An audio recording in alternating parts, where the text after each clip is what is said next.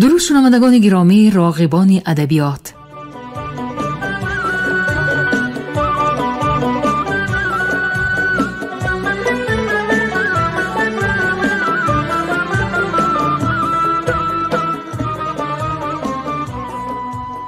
به توجه شما عزیزان، آثار مکمل یکی از شاعران حوزه ادبی عصر 19 بخارا، شمس‌الدین شاهین، تحت عنوان کلیات شمس‌الدین شاهین در قرائت کارمند شایسته تاجیکستان علیزاده عبدالرشید خوجمقل بشنوید. گفتار پنجم.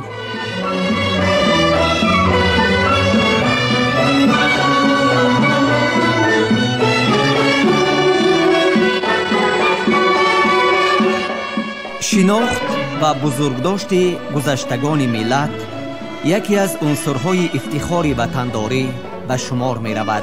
از این رو اقدام پرزیدنت جمهوری تاجیکستان محترم امامعلی رحمان در مورد رو آوردن به گذشته فرهنگ ملت در رابطه با درک مقام گذشته و امروزه تاجیکان در گسترش تمدن بشری شایسته تحسین است.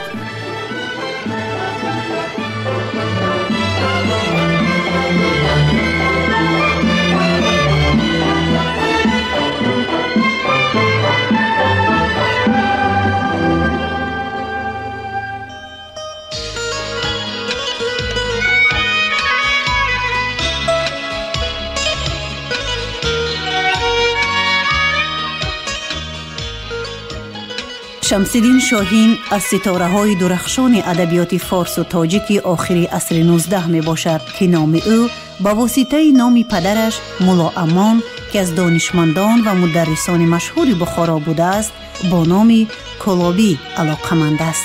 استاد صدرالدین عینی در نمونه ادبیات تاجیک چنین فرمودند: پدر شاهین مولا امان نام کلابی است. از وطن اصلیش به نیت تحصیل علم به بخارا آمده در اینجا توطن و ازدواج کرده. شاهین در بخارا تولد یافته و کسب و کمال نموده است.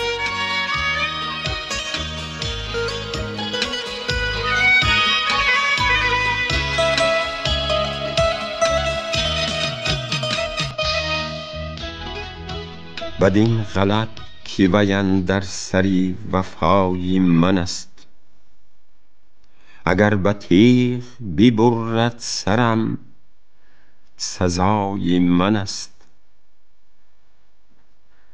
گرم بهشت میسر شود نمی بخشم، بجز گل رخ جانان که مدعای من است. خدا نخواسته بیگانه می شوم از دین، چرا که آن بت بیگانه آشنای من است.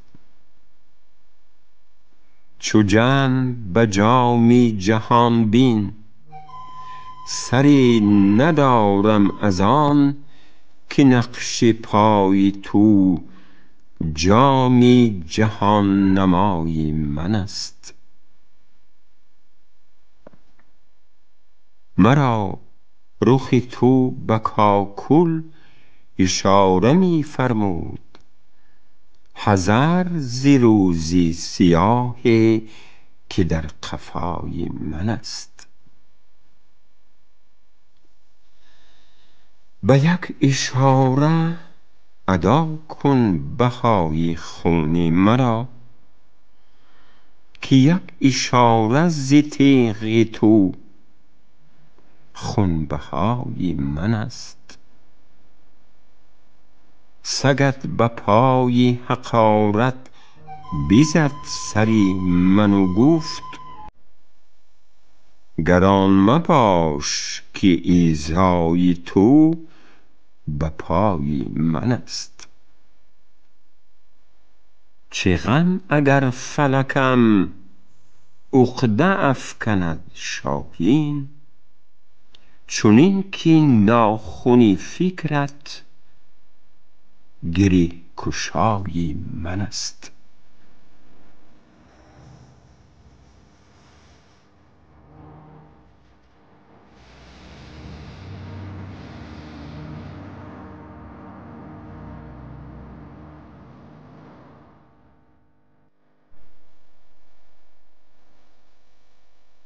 سعی وحشت ز بس آیینه تسخیری من است. نقش پا جلوگهی حلقه زنجیری من است. زین چمن رنگی بنایم همه بر دوشی هواست. گویی از بوی گلاب و گل تعمیری من است. گر از اینم نشد ارشاد از آن خواهم یافت. من که در راه ارادت همه کس پیری من است. چونی هم بازوی همت به خمی شست دعا. کنگوری عرش اجابت اثری تیری من است. شرفی خسروی ملک سخن شاهین را. فیض شاگردی استاد جهانگیری من است.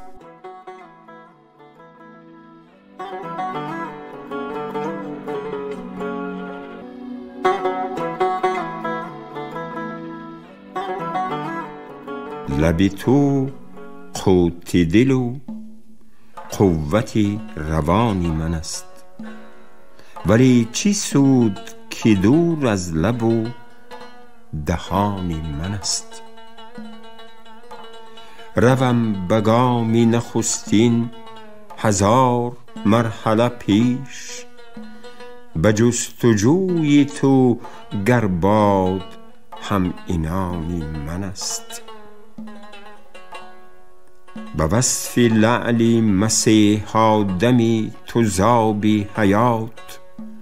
هزار چشم روان از سری زبانی من است. هزار دست گلی یأس میزنم بر سر. ز خارزاری حوادث که بوستانی من است. به حیرتم که چرا بر نشانه ناید راست. خدنگ های تمنا که بر کمانی من است. ز هجر درد تو خود سوختم. چه می خواهی ز جان خسته که در جسمی ناتوانی من است. تو می نهی لب خود بر لبی رقیب اما به لب رسیده ز شوقی لبی تو جانی من است. به دور خط تو ایمن از تطاول عشق که خط دوری رخت سرخط امانی من است. نشاند گرچه به کامم چو اشک ممنونم. هنوز چشم تو در بند امتحانی من است. عدو به حرف من انگشت اگر نهد شاهین. قلم چو ناجه آهیخته در بنانی من است.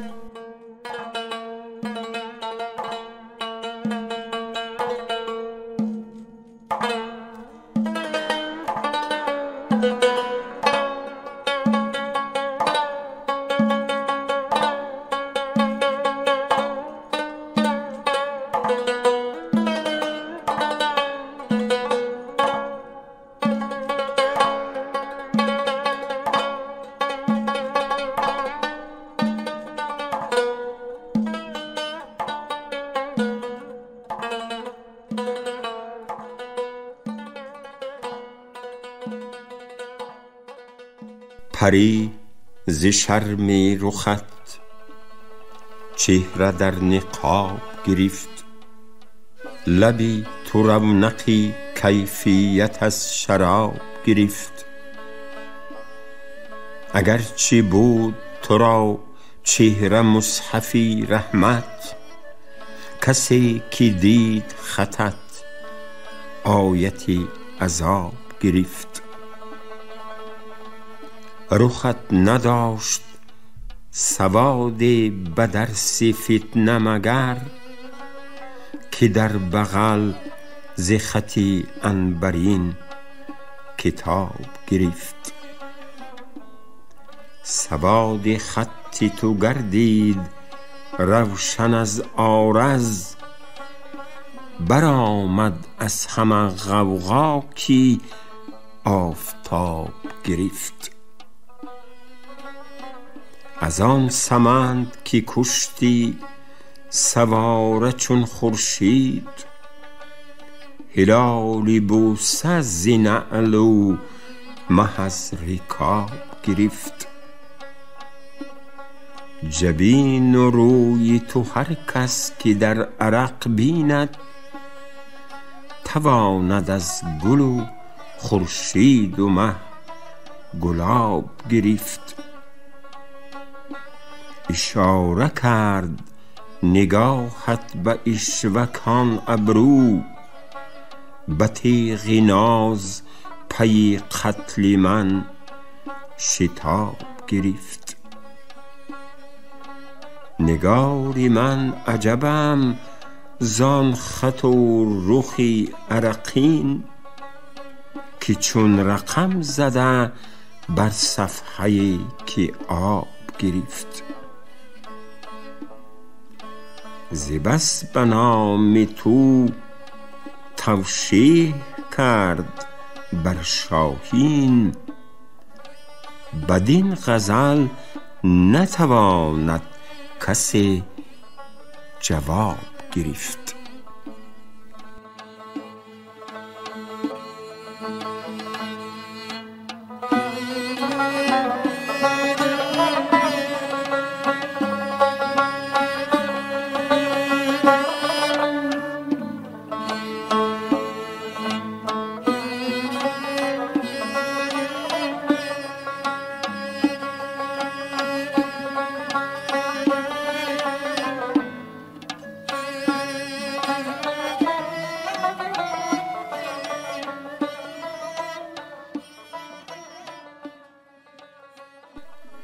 بجاست حسن بتان گرچه صد نقاب گرفت، که موج را نتوان در ته حجاب گرفت. خیال روی تو آسان نشد میسر دل، به زور آینه دامانی آفتاب گرفت. ز انفعال عبوست چنان گداختم، توان ز چین جبینم محیط آب گرفت. کشیده پای ارادت ز خانه معمور، چو سیل هر کی رهی وادی خراب گرفت. کمال فطرتم آشوب می کند در بار، گسست رشته من هر قدر که تاب گرفت. در این بساط ندانم فسانه چی گذشت، جز این که دیده شاهین کمین خواب گرفت.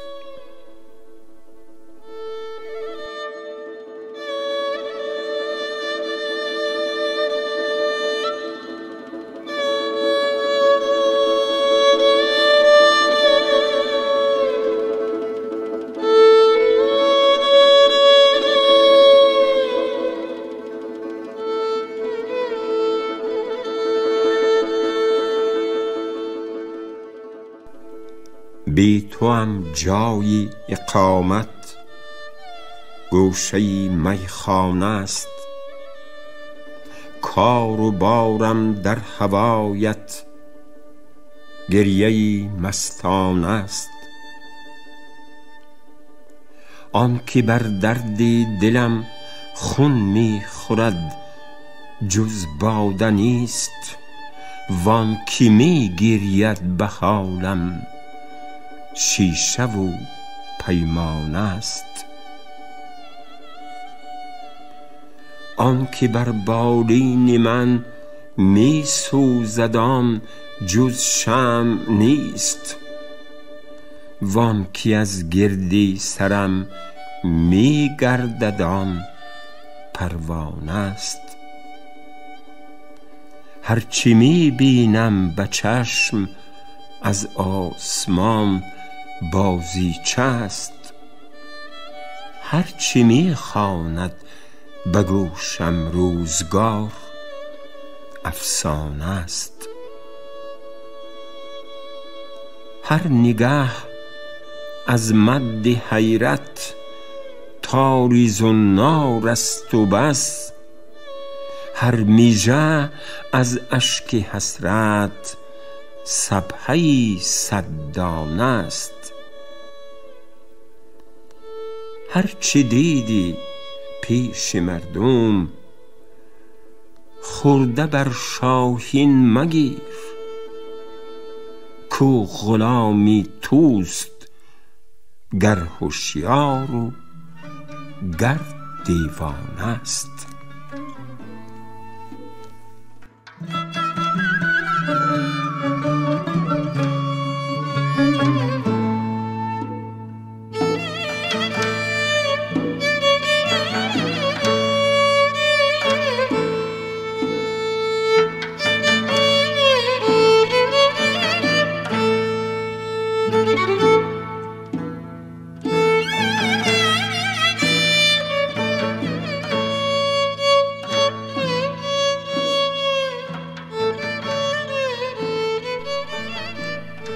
از ما به دیگران سری مهر و وفا چیست؟ ای بی مروت این همه جور و جفا چیست؟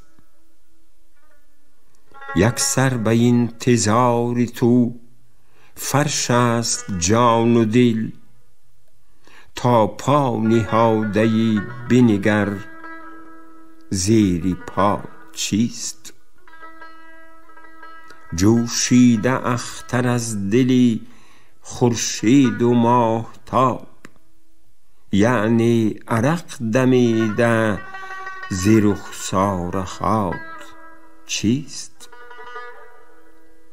چون ذره گر به وصل تو واصل نمی شوم، بیهوده پرفشانی من در هوات چیست؟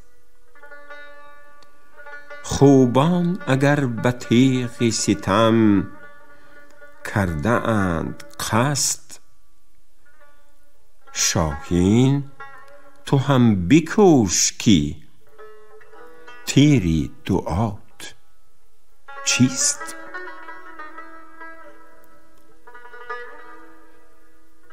قدم ز بار هجر شکستن گناهی کیست؟ بر من دری وصال ببستن گناهی کیست؟ لعلت بگاهی بوسه مکیدن گناهی من، جانم بناوکی میژه خستن گناهی کیست؟ یادی تو کردن از همه رستن گناهی من، وز من برای غیر گسستن گناهی کیست؟ جرمی من است وصل تو جستن به نقد جان، اما فریب دادن و جستن گناهی کیست؟ ای مه به انتظار تو بودن گناهی من، باز آمدن و می ننشستن گناهی کیست؟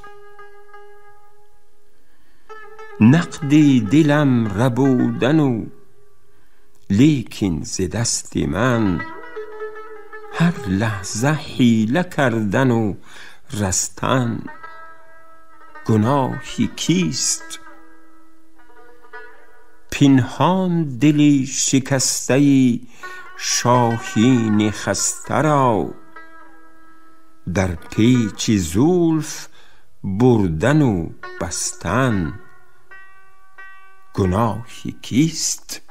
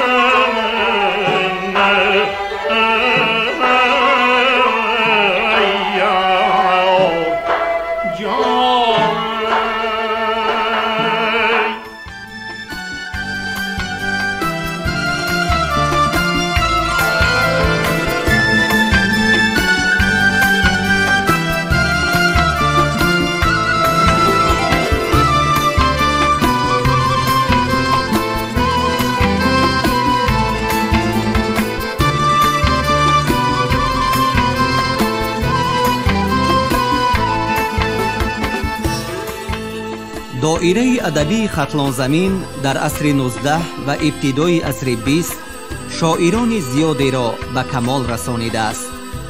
аксари онҳо дар бухоро таҳсил карда сипас ба зодгоҳи худ баргаштаанд ва ба ҳаёти адабии хатлон ворид гардиданд. носеҳи кӯлобӣ, ҳоҷи ҳусайни кангуртӣ, раҳимӣ, ҳоҷӣ маҳмудхоҷаи балҷувонӣ, мулло раҷаб, мирзо қадам муҷрими роғӣ, мизробхон хотирӣ ва боз бисьёр дигарон аз он ҷумлаанд. ин шоирон дар рушд ва такомули адабиёти ин давра ҳиссаи беназири хешро гузошта, бо осори гаронбаҳои худ дар баланд бурдани завқи маънавии аҳли ҷомеа таъсири мусбат расонидаанд.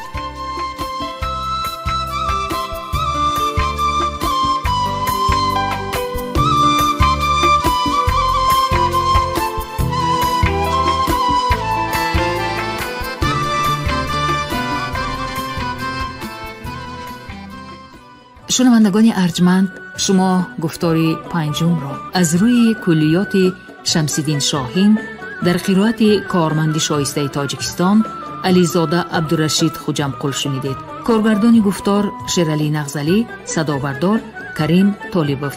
تا برنامه‌های دیگر روح بالیده، خاطری جمع و تندرستی تمنا می‌کنیم.